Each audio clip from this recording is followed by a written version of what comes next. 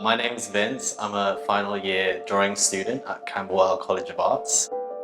I feel like flow is such a strong part of drawing where you really have to set yourself in that state of being at ease and just, really taking it slowly, but you're still working really hard.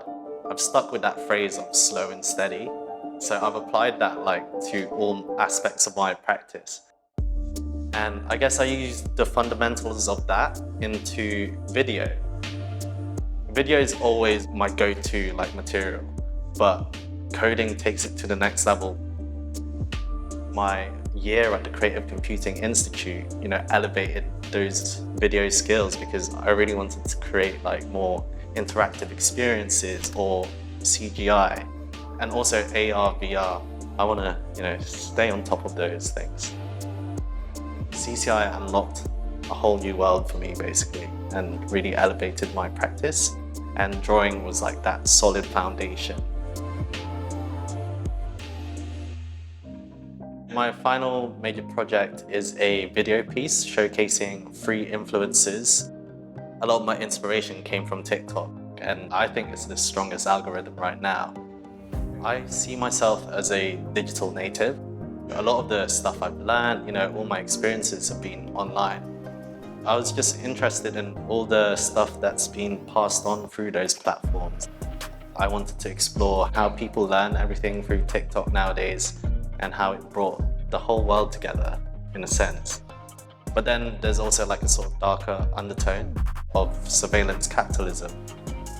Dante is my sort of younger generation character, and it's an investigation on how young people interact with politics and all the serious matters in the world.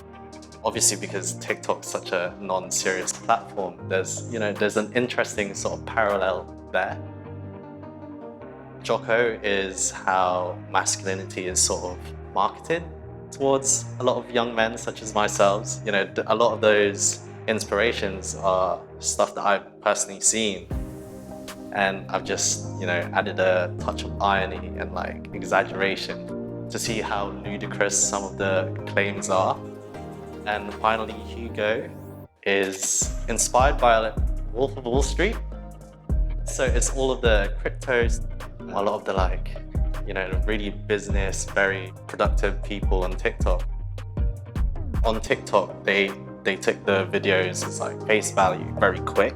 Whereas in the gallery space, there's that time to digest everything and think about it more critically. This project, I would start off with a 3D scan, making them hold the T-pose, so it's all ready for animation when I put it into Blender, which is a 3D software. I'll edit it so it's clean enough to be put into an animation library or a motion capture, but I don't want it to be too refined because I want the characters to feel DIY. I feel we get separated into courses, but I feel like everyone's just a Camberwell student when you go into uni because you can access any workshop that you want, and it's just basically unlocking new skills for you.